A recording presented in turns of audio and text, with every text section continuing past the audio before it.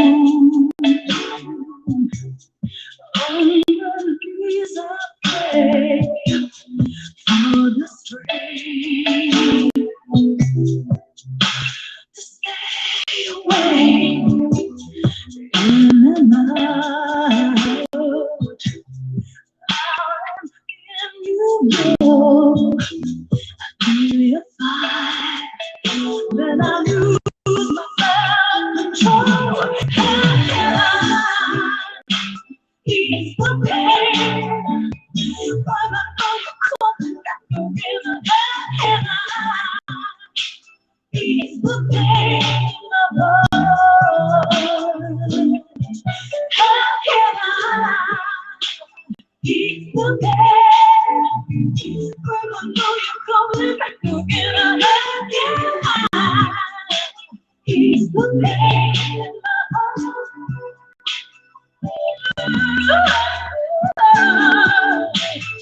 How could I go?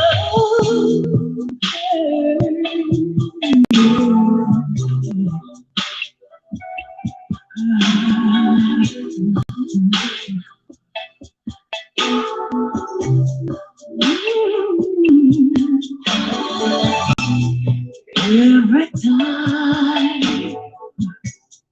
that I let you in, you take away something deep within. Ooh, love is a fool for pain. I refuse to love you again. How can I ease the pain when I know you're coming back again? How can I ease the pain in my heart? How can I ease the pain when I know you're coming back again? How can I ease the pain in my heart?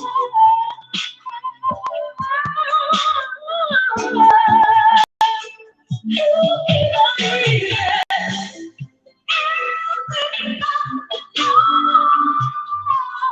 You're coming forward.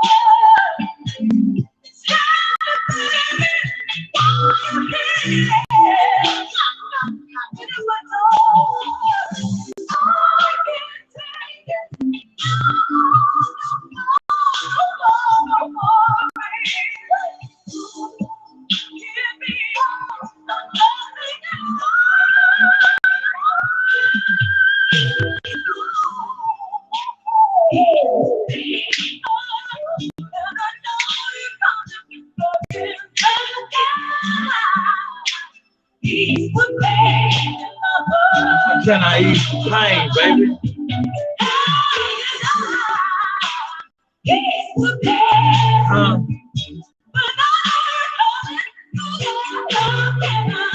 Tell me, how can I ease the pain? How can I ease the pain? You know what I'm saying? Tell me how.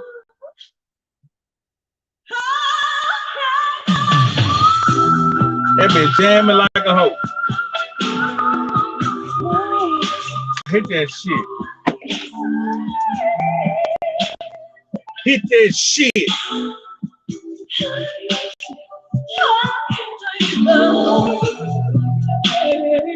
How can I ease the pain?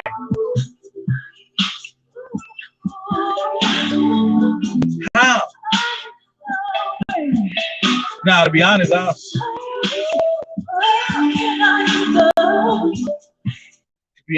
ain't motherfucking interested in easing the motherfucking pain. You should be patting me on my motherfucking back. That's what a motherfucker should be doing. But instead, I'm hearing all kind of bullshit. Instead of giving me a round of applause. I'm hearing all kind of bullshit.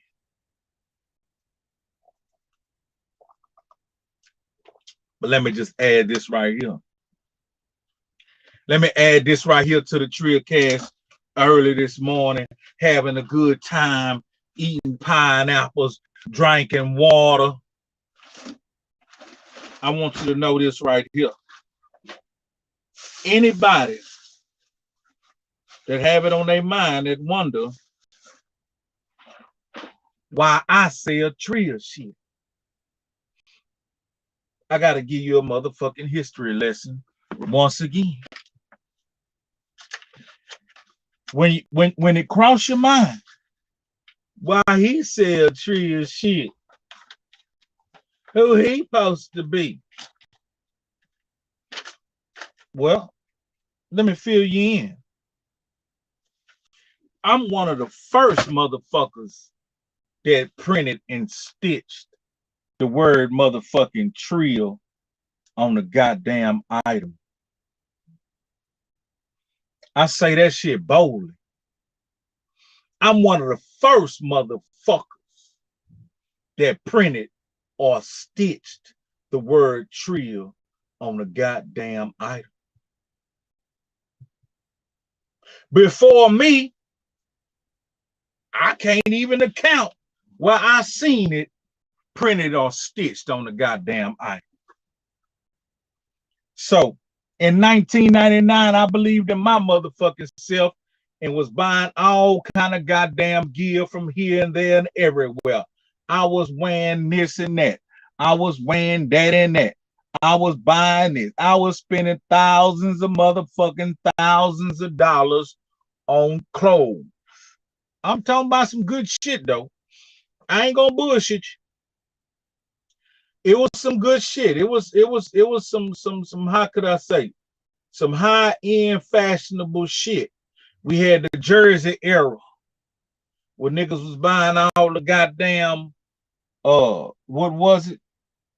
Motherfucking Micheliness. It was the Micheliness. Niggas was buying $150 jersey. Then we had the Iceberg, the Nietzsche, the Echo. I'm talking about the FUBU. We had all this shit going. And all I kept seeing was this shit was going in and out of motherfucking style, nigga. Every time I opened my closet, it seemed like this shit was going out of style. I'd have to give the shit to the dope fiend. I'm talking about dope fiends walking around with brand new motherfucking Moesha motherfucking jean tops and bottoms. Beautiful clothing, well made. I ain't gonna bullshit you. All the shit was well made.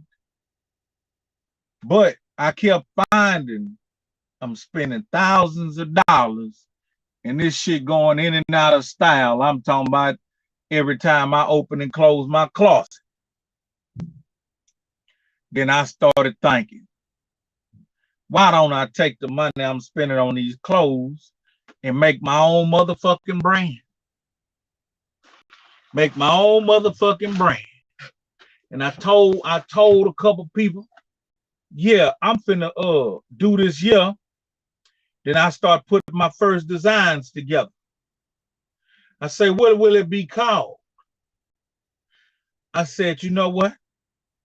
It'll be called Tight White Trio Gear 2000. This was in 1999. This was in 1990 motherfucking 9, dog.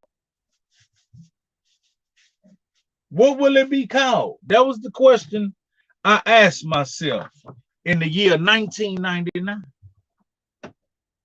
Ask yourself, what were you doing in the year 1999? That's what you need to ask yourself. What the fuck were you doing in 1999? Because what I was doing was getting some damn designs together, finding print shops and motherfucking t-shirt companies and hat companies to start my motherfucking brand. That's what I was doing. You see what I'm saying? That's what I was doing. And I also was about to open up a detail shop. It was the ending of 1999. I could never forget this here because in the beginning of the year 2000, there was what you called the Y2K scare. Yeah, so this gonna register with a lot of people because I can remember that a lot of people was getting ready. They was getting ready for Armageddon. They was getting ready for the apocalypse. Yeah, they were getting ready for the apocalypse. Niggas was stocking up on grocery. Niggas had generators and niggas were buying all the motherfucking water. Niggas were buying all the toilet paper. They said when the year 2000 hit, everybody was going to get knocked off the grid. They say all the computers and the lights and shit was going to shut off.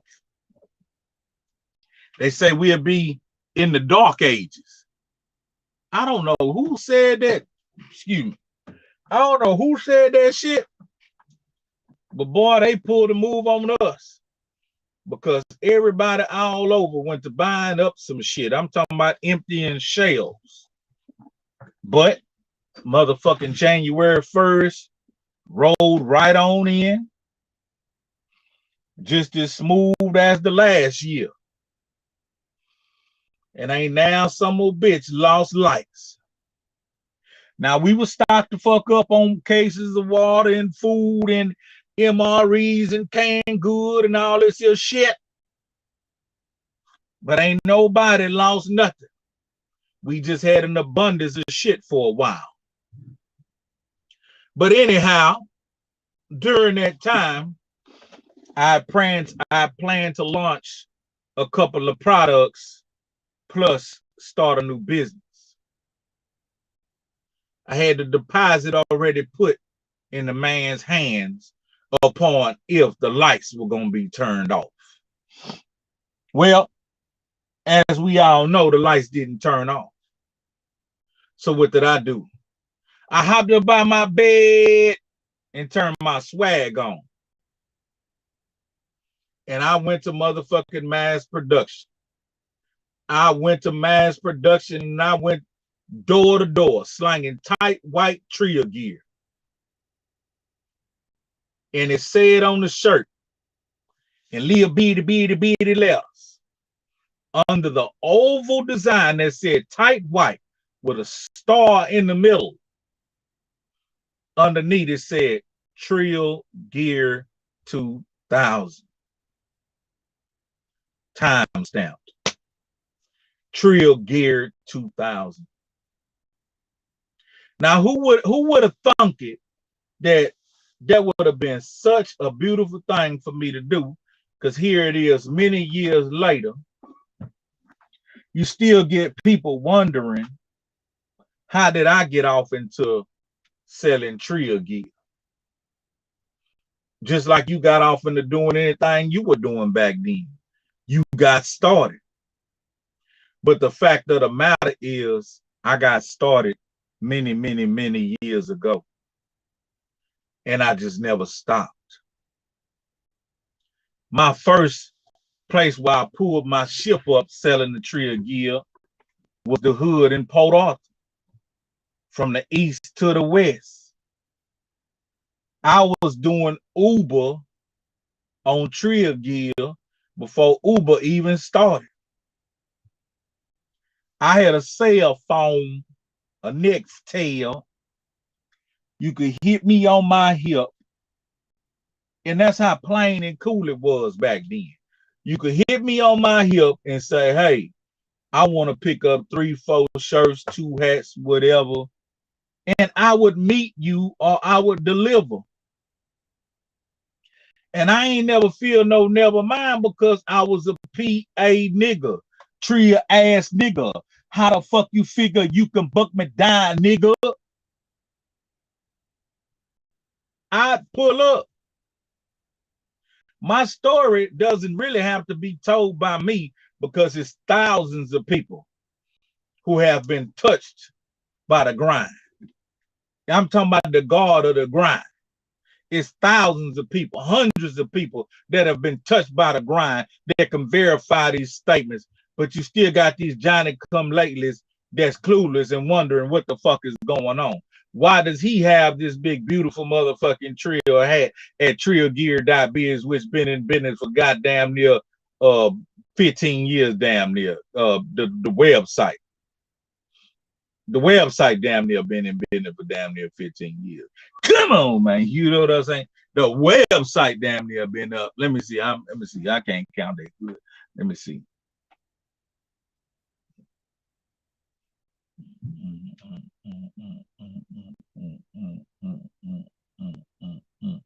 Goddamn near 14 motherfucking years. And a nigga got nerve to wonder and fix their mouth talking about how. Nigga, please. You did?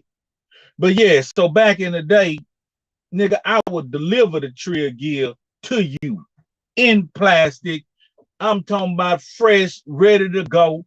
We had all white shirts with the red motherfucking print, all white shirts with the royal print, the navy print, the black print. We were going hammer on this shit.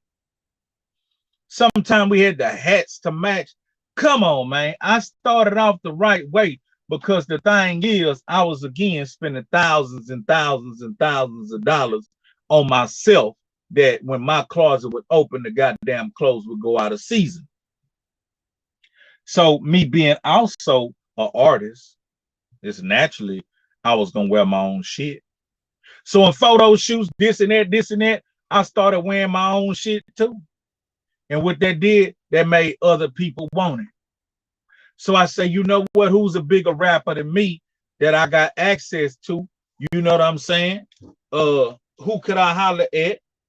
Pimp and Bun at the time, they were moving and grooving, shaking and baking, making major moves.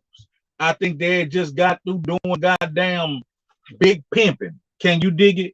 I think they had just got through doing goddamn near big pimping around that hoe. But I say, who is an influential artist that everybody fuck with, fool with, because they cool with, and I got access to? Well, damn, there it is, nigga, DMD. Back then, you can pull up to Music World on Guffway, and shit, nigga, DMD gonna sell you your music. Albums, CDs, tapes, whatever. DMD right there gonna sell you your motherfucking music. So what did I do? I pulled up on the homie. I say, look out. This is what I'm doing, right? I got this Trio Gear 2000 tight white design. You know what I'm saying? I want to give you a few pieces. All I want to do is take a picture and make a flyer and promote my shit. This was in 2000. D looked at me and said, okay, that's what you're doing. I say, yeah. He's like, okay, bring me a couple of shirts and we're going to make it happen. He told me the size he wanted, but somehow, you know what I mean, he must needed a size smaller. But it was a go, you know what I mean. I was too stupid to say, him say, hey, man, he's too big. You said you going to do this, yeah. I gave my nigga a couple of shirts. Shit, he took that bitch out the plastic and threw it on and chunked the deuce up. And I snapped a couple photos. Boom, boom, boom. Then I had a photo shoot on the goddamn seawall. Come on, man. I don't give a fuck what a nigga think because it just don't get no triller than this. Nigga, I did a photo shoot on the seawall. Got all my jewelry on. I got on the motherfucking tight white. I put the Trio Gear Worldwide on the back of that hoe with a globe. Those was limited. Somebody told me the other day I need to bring them hoes back. Somebody told me the other day I need to bring them hoes back. I'm shit. Fuck around. I'm shit. I might do a whole limited run just for PA. Shit, nigga. I might just do a whole limited run just for PA with that big ass globe on the back. I know I might just, man, hold on. Keep on going. Keep telling your motherfucking story, my nigga. So I did the 2 photo shoots, boom, boom, boom, got DMD, boom, boom, boom. Then I went and got the motherfucking flyers made. Some of the flyers was glossy, some of them was just black and white, some of them just color, whatever. But I got the flyers made. I rode around Beaumont, Port Arthur, and Orange, putting flyers in stores, stacks. And the goddamn phone started ringing off the hook. That's when shit was just genuine. That's when shit was just very organic and genuine. So as I rode around the motherfucking city slanging t-shirts, it became, how could I say, a great demand. Then at the detail shop, we had a showroom, so we started to hang them up in the showroom. And everybody got to see the start of a nigga popping the doors on his vehicle, slanging his motherfucking Trill gear for years. So now that the shit is accessible to motherfuckers all over and people grabbing it from all over, it ain't no need to feel no kind of way. The only way you should be feeling is, I want to see this nigga take this shit to the highest level ever. Because if a motherfucker deserve it, man, if a motherfucker deserve it, man, it's that nigga He's Ali, man. I'm talking about a grinder, a holic, jug mastering motherfucker. That's the story. Trill gear been around since the year 1999. And when you get a chance, look at that motherfucking flyer. Look at that flyer close, my nigga. That flyer that's on the thumbnail, whenever you go to thinking who, what, when, and where, look at that motherfucking flyer. PA own that Trill shit. PA came up with that Trill shit. The era I'm from. That's why I made that motherfucking record. Trill era. Pimpin' Bun took it and made it global and worldwide and highly respected. But what was going on right there in Port Arthur, I could never be denied. History could never be erased. Too many people know. But yeah, man, I just wanted to drop that on y'all this morning while I'm out here jugging and shit. It is what it is. It's gonna be what it's gonna be, and it's gonna do what it's gonna do. Know I'm talking about? Yeah, yo, trillgear.biz, man. Go get that new Trill hat and whatever else. Know I'm talking about? Yeah, yo.